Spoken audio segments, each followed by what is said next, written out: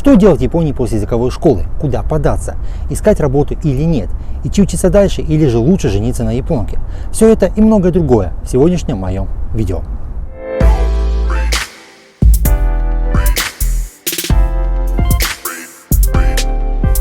Здорово, хлопцы, привет, девчата, с вами снова Пых, и сегодня будет видео о том, как остаться в Японии, наверное, лучше сказать, как закрепиться в Японии после языковой школы, какой порядок действий и что делать для того, чтобы не попасть в просак, да, и не вернуться на родину. Для начала немного печальной статистики. Дело все в том, что более 80% из тех, кто приезжает учиться в Японию, это не только языковые школы, это и японские вузы, институты, профессиональные училища и прочее. 80% возвращается, к сожалению, на родину, и не получилось никогда закрепиться в стране, не получилось, не сбылась мечта, возможно, для многих это жить в стране восходящего солнца. Почему так происходит? С одной стороны, считаю, виноваты сами студенты, потому что они не рассчитывают свои силы реально, и финансовые возможности, да, и, наверное, умственные возможности, потому что все-таки обучение в Японии это не так-то просто, и сам по себе японский язык это не так-то просто, в отличие, например, как английский язык. И с другой стороны, виноваты сами языковые школы и блогеры, которые с ними связаны. Об этом я уже рассказывал в видео, можете посмотреть, кому интересно, я ссылку оставлю в конце данного видео, ссылка будет в описании видео тоже, ну и, возможно, вверху я тоже брошу ссылочку, поэтому ознакомьтесь. Языковые школы и блогеры зачастую говорят о том, что в Японии все хорошо и здорово, хотя на самом деле это далеко не так. И в результате приезжающие студенты потом конкретно многие обламываются, да, если говорить таким вот русским языком, обламываются и терпят поражение в ряде случаев, поэтому, наверное, возвращаются на родину. Сегодня я вам расскажу о трех самых таких правильных, наверное, верных вариантах, которые могут позволить вам остаться в Японии. Это работа, учеба и брак с гражданином Японии. Начнем, пожалуй, с работы. Работа в Японии, имхо, это рабочая виза. А рабочая виза равно высшее образование. К сожалению, только так и не иначе. Да, в своих прошлых видео я вам уже не раз говорил о том, что я знаю случаи, когда люди без высшего образования получают рабочую визу, но это единичный случай, поэтому если у вас нет высшего образования, лучше не рассчитывать на рабочую визу. И есть еще, да, так называемый Токтегино, это новая система, которую можно сказать, новая виза, да, позволяющая вам работать в Японии без высшего образования. Ее так многие даже переводят. Это рабочая виза без высшего образования. Но система, которая появилась в 2012 году, она еще только 2 года прошло, ну, почти 3, да, она еще не отработана. И, например, говорить конкретно для русскоязычных граждан, для тех, кто имеет гражданство России, Беларуси, например, или Украины, сложно. И я знаю несколько кейсов, да, когда люди получают визу, но там очень много разных нюансов, поэтому я вам расскажу об этом в другом конкретном видео, сделаю большой обзор, потому что там очень много вариантов разных, много тем, где можно работать, где можно получить, да, рабочую визу, и поэтому об этом лучше рассказать подробненько в отдельном видео. Что касаемо рабочей визы с высшим образованием.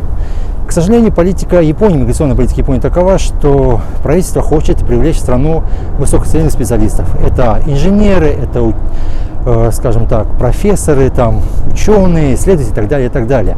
Да, это все, можно сказать, там, ботаники, да, как много подумают, но не всегда, конечно. И если вы смотрите YouTube по теме работы в Японии, то вы увидели, что очень много интервью, да, блогеры берут это те, кто работает в IT-технологиях, те, кто устроится программистами и так далее, и тому подобное. Да, их много, их реально много, и, к сожалению, наверное, скажу так вам, что это не все те, кто работает в Японии, ведь немало ребят, я, допустим, знаю, кто работает в офисе, да, обычные офисные сотрудники, и не знаю, почему они их не снимают. Я бы хотел, конечно, снять, но те, кому я предложил, отказались, потому что, как они сказали, фирма против. Реально, одному сказали, что фирма против, чтобы ты показывал свое лицо и рассказывал о том, что ты у нас работаешь, поэтому он не отказал. Ну, это его дело, конечно, личное, но можно было, да, конечно, снять интересное видео вот так о том, как работает в японском офисе, потому что таких я, по крайней мере, не нашел на YouTube. Все в основном это IT-технологии. И вот мне писали тоже ребята в комментариях, что уже надоело все айтишники, а что делать другим. Поэтому, понятное дело, что такие видео уже никому не интересны. Что касаемо поиска работы по приезду в Японию. Если вы приехали в Японию по учебной визе, да, приехали в языковую школу, то я вам рекомендую 2-3 месяца адаптироваться, а затем уже начинать искать работу. Почему быстро? Потому что вам нужно будет привыкнуть к Японии, к японскому языку, к системе набора в Японии и к японским собеседованиям. Все не так-то просто, как кажется. Ведь в Японии, скажем так, практикуют групповые собеседования, когда на стульчиках сидят там по 10, по 15, даже больше человек и претендуют на одно рабочее место. То есть, например, фирма набирает на работу до одного человека, а на него претендентов 10, либо даже 110. И понятное дело, что не все попадут, то есть выберут одного и выберут того, кто будет не крутой институт у него, а кто имеет какие-то особые навыки. На самом деле сейчас в Японии таким образом, что есть у вас навыки или нет, это уже большой такой жирный пункт для того, чтобы вас взяли на работу. Поэтому те, кто, например, хотят работать в Японии, я вам рекомендую эти навыки осваивать, наверное, сейчас. И в частности, например, те же самые иностранные языки. Если вы знаете английский язык, например, немецкий язык или французский язык, это будет большим преимуществом у вас при поиске на работу, потому что японцы плохо знают английский язык. Конкретно, мне там говорили, что все японцы знают английский язык. Нет, это бред и чушь. Японцы в основном в своем знают английский язык на уровне школы, и то его забывают. Поэтому, если вы знаете английский язык, это будет большим преимуществом для вас и такой, хороший знак, что вас могут взять на работу. Также мне написали о том, что если знаешь китайский язык, вообще знание азиатских языков, китайский, например, вьетнамский, корейский, большое преимущество, потому что Япония честно сотрудничает с соседними странами, и если вы знаете язык какой-то из этих стран, то это преимущество для поиска на работу, для устройства на работу, и если вы знаете их, то это будет очень большим для вас плюсом. Учеба в Японии сама по себе это отличная возможность для вас, потому что японское образование ценится во всем мире. И понятное дело, что если вы получите японское образование, то у вас будет больше шансов получить рабочую визу, так как образование, полученное в Японии, дает вам автоматически возможность получить рабочую визу. Здесь ведь дело не только в том, что, допустим, закончить японский вуз, японский институт. Здесь подходят и японские колледжи, это Танки Тайгаку, и также японские профучилища, так называемые Сеймонгаку. После них, это 2-3 года обучения, вы тоже можете получить рабочую визу в Японии. Все дело здесь, наверное, больше опирается в то, что, во-первых, вам нужно иметь 12 лет образования. Если вы, допустим, после школы, вы закончили 11 классов и хотите приехать в Японию и учиться затем в японском вузе, вам необходимо иметь 12 лет образования. Поэтому нужно искать языковую школу, которая позволит вам получить еще дополнительно 1 год образования. К сожалению, большому сожалению, таких языковых школ реально мало. Учитывая, что всего порядка 600 школ языковых по всей стране, языковых школ, которые дают вам еще 1 год образования, их порядка, наверное, 10, чуть больше, наверное, И, к сожалению, большая часть, наверное, это Токио, Сайтама, Чиба, этот район. В других отдаленных местах их нет, поэтому, например, вдруг кто-то захотел учиться до Осаки, а там этой школы нету. И это, наверное, тот вариант, когда нужно хорошо поговорить с теми сервисами, которые отправляют мальчишек, девчонок в языковые школы, найти вам подходящую школу, где вы можете получить еще 1 год образования и затем поступить, допустим, в японский институт, профучилище или еще куда-то. Это важный момент, который нужно учитывать. Второй момент, который нужно учитывать, это то, что нужны денежные средства. Обучение в языковой школе в среднем обходится порядка 700 тысяч в год, а обучение в вузе, например, в профучилище обойдется еще где-то порядка 1 миллиона в год. То есть, например, если идти в Сеймонгаку, вам понадобится минимум порядка еще 2 миллионов йен для того, чтобы его закончить, но это только за обучение. Понятное дело, это еще проживание, питание и так далее и тому подобное. Это деньги, не у всех они есть. Я прекрасно понимаю, что приезжают в основном ребята, которые копят последние, и отдают свои кровные за обучение. И здесь, либо брать кредит, например, на обучение, причем у японцев, кстати, он является популярным, и многие берут кредит на учебу и затем отдают, когда уже начинают работать. Его, кстати, не всем, но иностранцам тоже его можно взять, можно получить, если удовлетворить определенные требования, для банка и заинтересовать банк в том, что он мог вам дать кредит на образование. И есть, например, возможность также подрабатывать, либо в Японии, допустим, где-то таким образом накопить.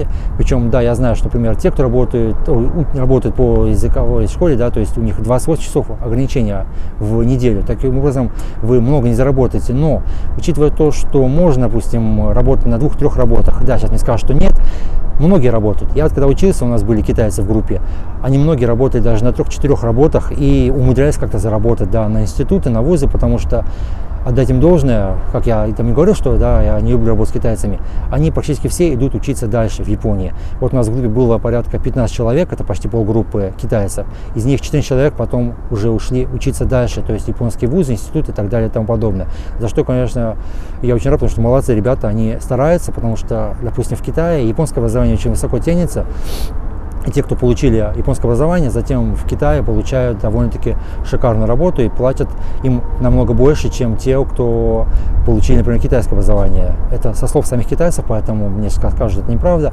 Это мне сами рассказывают китайские товарищи, которые вместе со мной учились. Что касаемо японского образования, я хочу обратить ваше внимание здесь на классные учебные заведения, это колледжи и профучилища, потому что они могут позволить вам работать в Японии по таким специальностям, например, как парикмахер, стилист и прочее. Недавно был у меня вопрос такой, да, мне писали, что можно ли работать парикмахером в Японии.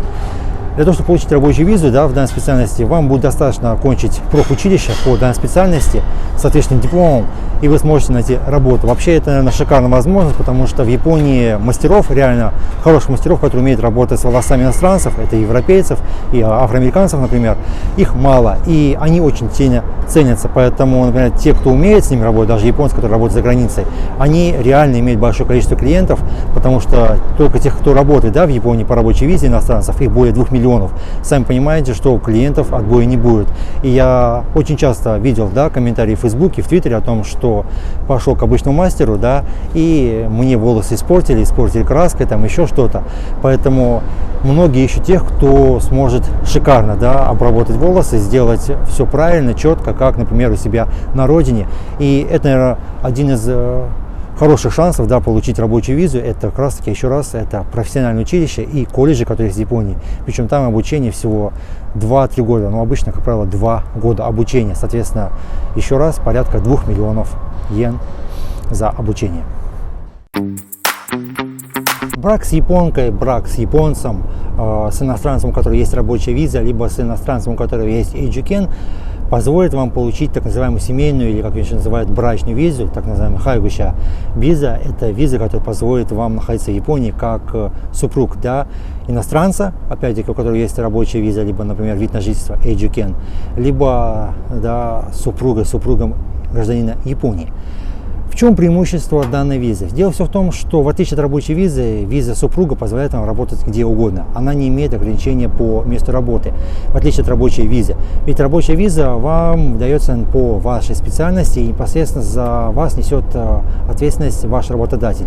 То есть, например, вдруг вам не понравилось, и вы хотите уйти на другую работу, вам придется переоформлять визу от другого работодателя. Не факт, что он сможет это сделать, поэтому это тоже, кстати, важный момент, и не стоит резать, да, так вот резко, да, вот мне не понравилось, я пошел, у меня есть виза. Данная виза, еще раз говорю, вам не позволит уйти просто так, и работодатель может просто-напросто позвонить, да, в иммиграцию, сказать, вот, мы ему визу убрали, принимайте меры. Кстати, в данном случае, например, если вам, да, уберут визу, вы уволились, у вас есть 3 месяца на поиск новой работы, в иммиграции можете взять визу на это время и спокойно искать работу. 3 месяца, в принципе, наверное, достаточно, чтобы найти новое место работы. Так вот, супружеская виза позволяет работать где угодно, неважно, это может быть и ночные клубы, и, да, бордели, кто может, кому захочется там работать, то есть ограничений нет. Второй момент, это супружеская виза позволит вам быстро получить вид на жительство, он же эйджукен. По рабочей визе, в принципе, порядка 10 лет понадобится, а по супружеской визе минимум примерно это порядка 3 лет. Я знаю ребят, которые через 3 года по супружеской визе получали вид на жительство, и потом уже можно делать все, что угодно, потому что вид на жительство, по сути, вам позволяет жить свободно в Японии, вас не депортируют, чтобы не говорили, да, там, допустим, посадили в тюрьму и эйджукен обрезали. Нет, не обрезается. Я спрашивал у адвоката, если даже вы решили, да, какое-то происшествие в Японии, вас посадили, то не факт, что ваш эйджукен у вас отберут. Есть, да, ребята, которые потом выходят и все спокойно, да, продолжают жить в Японии. Это, наверное, вот такой большое, да, преимущество по сравнению с рабочей визой, это супружеская виза. Кстати, например, те, кто сначала живут в Японии по рабочей визе, затем женятся, выходят замуж, да, за японцев, они, как правило, очень быстро меняют на супружескую визу, потому что она, опять-таки, вам позволяет делать намного больше и свободнее, чем рабочая виза в Японии. И, наконец, наверное, ребят, поговорим с вами о том, как познакомиться с японкой, с японцем, потому что об этом меня очень много раз спрашивали, да, мне писали, познакомь. Я еще раз напоминаю, что я этим не занимаюсь, я никакой не свах, не сваха, и никого знакомить я не буду. Поэтому все своими силами, все своими ручками, ножками. Желаю вам, если честно, удачи, может, у вас все и получится. Скажу только одно, что знакомиться можно разными способами. Конечно же, можно это сделать и сейчас, не находясь в Японии, можно по интернету. Можно это сделать уже приехав в Японию. Вариантов много разных. Основные пути, наверное, да, познакомиться с японкой, да, пусть, я думаю, в основном смотрите, я думаю, парни все-таки, да, мужской коллектив, мужская аудитория, поэтому, что касаемо познакомиться с японкой, познакомиться можно на улице, можно, конечно, да, подкатить, как говорят, да, там, так называемый нихон, по-японски это будет нампа, но вариант того, что вам откажут, он близок к 100%. Я знаю ребят, которые пробовали это делать, как их обламывали, потому что, ну, смотрите, иностранец, который подходит к японке, японка не знает, знаете вы японский язык или нет. А если вы будете обращаться с ней на этом говоря в японском языке, то не факт, что она вас поймет, может просто пошлет, проигнорирует или убежит. Есть даже вариант того, что вас могут даже сдать в полицию, потому что это, да, не то, что как в России, да, подошел, там, схватил девушку за руку, например, есть такие, да, которые там агрессивно так действуют. Здесь это не прокатит и чревато последствиями. Я знаю ребят, которые так обламывались еще раз, и у них ничего не выходило. Поэтому здесь, наверное, больше я вам рекомендую знакомиться либо через интернет, либо через места, где японцы, японки приходят и готовы общаться с иностранцами. Есть такие вечеринки, да, кстати, я на них бывал не раз. Там атмосфера намного лучше, там люди готовы к общению, они уже изначально предрасположены к тому, чтобы знакомиться с иностранцами, ведь для этого они и приходят. Кто-то, допустим, просто потренировать свой английский язык, кто-то найти учителя английского языка, например, кто-то найти иностранного друга, либо непосредственно, да, своего нового возлюбленного среди иностранцев. Там лучше, легче искать и намного проще. Что касаемо поиска через интернет, то есть очень много различных сетей. Это и Twitter, это и Facebook, это и Mixi, например, да, Instagram, TikTok. То есть мест очень много. Есть и профессиональные сайты, да, сайты знакомств. Там можно искать, но сайт знакомств, наверное, близко к тому, что там все-таки чаще всего тусуются более такие, да, в возрасте, там, за 40, даже за 50 лет. Поэтому все-таки, наверное, лучше идти туда, где больше молодое население, да, это TikTok, Instagram, Twitter, Facebook и прочее, прочее, прочее. Я сегодня не буду вам все перечислять, потому что это довольно-таки сильная тема, о своем опыте тоже. Это нужно опять-таки снимать новое отдельное видео, ведь рассказывать об этом много можно. Я неизвестный блогер, да, который там есть, да, русскоязычный, который там чуть ли у него там миллион японок было. Хотя, конечно, все это не считая правдой. Те, кто так рассказывает, зачастую по факту имели мало опыта. Был у меня знакомый один, который говорил, что там одновременно встречается чуть не с 10 японками, а по факту потом, как я узнал, они вот из-за своего парня это не считали, они просто общались, потому что им нравилось проводить время с иностранцем, и по факту их отношения были дружескими, а не отношения парня и девушки, как, да, возлюбленных. И такие моменты тоже следует учитывать, что не все японки хотят прям, да, встречаться с тобой для того, чтобы затем создать семью и выйти замуж за иностранца. Есть просто ради интереса, да, интереса к иностранной культуре. Например, опять-таки, бесплатно выучить английский язык. Я знаю, например, американца, который встречался с японками, он думал, что, да, он такой вот пользуется популярностью, на самом деле они просто хотели выучить английский язык, и таким образом, кстати, с помощью его они неплохо так подтягивали иностранный язык в свой уровень за бесплатно, ведь в среднем урок стоит, наверное, за час порядка 3-4 тысяч йен, то есть 30-40 долларов они каждый раз экономили, бесплатно общались, и им было нормально, а парня, наверное, все-таки нет, потому что в результате он так и не смог завести обычным способом, да, себе японскую девушку, и не женился он на японке, в результате, по-моему, вернулся на родину, да, в Америку.